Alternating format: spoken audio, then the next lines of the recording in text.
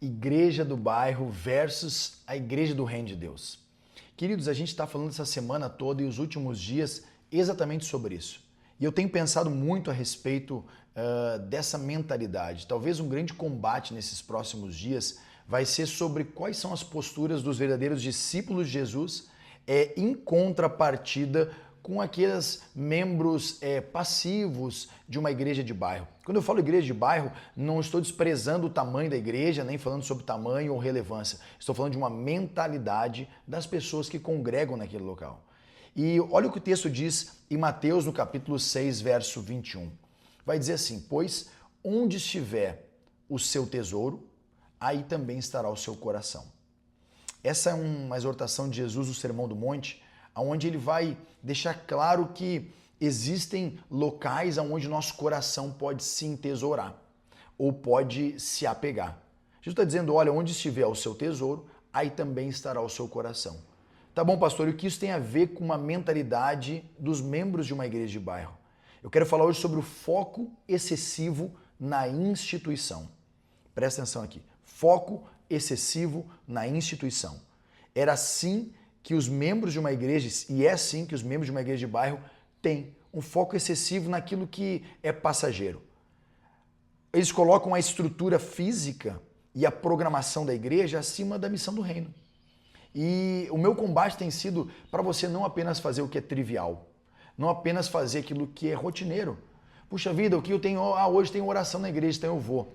Mas a igreja de Jesus ela não é determinada pela quantidade de cadeiras que estão cheias no domingo, mas é determinada pela quantidade de pessoas que estão atuando no reino de Deus na segunda-feira, na terça, na quarta, na quinta. Então, os discípulos eles tinham uma mente focada no reino. Eles, na verdade, nem sabiam muito sobre instituição. A instituição foi colocada muito tempo depois, com base no cristianismo, mas eles eram focados no reino. Os membros de uma igreja de bairro, eles valorizam muito mais a tradição, os costumes, a aparência da igreja do que o impacto espiritual na comunidade. Pessoas com uma mente focada na membresia de uma igreja de bairro, elas se preocupam, puxa vida, olha a roupa que a fulana de tal veio. Olha como que aquele rapaz está se vestindo. Meu Deus, está faltando isso aqui nessa igreja.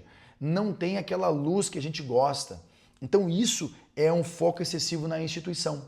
Porém, quando a gente tem uma mente focada no reino de Deus, nós começamos a olhar o exemplo de Jesus, que valorizava as pessoas acima das instituições. Valorizava as pessoas acima dos ambientes que estava. Então, quando Jesus estava na casa de Pedro, o valor que ele deu foi para a sogra de Pedro. Quando Jesus estava caminhando e a mulher do fluxo de sangue tocou nele, ele valorizou o toque dela e não a multidão que o cercava. Quando Jesus estava no pátio do templo, olhando as ofertas que os ricos jogavam do que sobrava, ele valorizou a atitude da mulher viúva e não a quantidade de dinheiro que tinha no gasofilaço.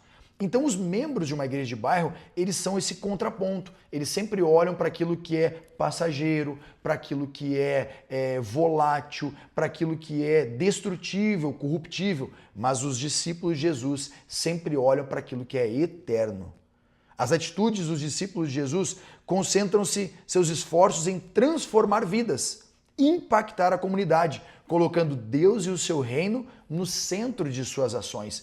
Tudo que eles fazem alguma pessoa vai ser tocada com isso. Mais uma vida vai ser alcançada. Mais uma pessoa estará no reino de Deus com a gente. Enquanto os discípulos são assim, os membros de uma igreja de bairro nos lembram que o foco principal está na estrutura. O som que não funciona, o estacionamento que não dá certo, o voluntariado que não está indo bem. Então eu quero te convidar a olhar para fora, para pessoas, para vidas, para coisas que têm valor, pois onde estiver o teu tesouro, aí também estará o teu coração. Deus te abençoe.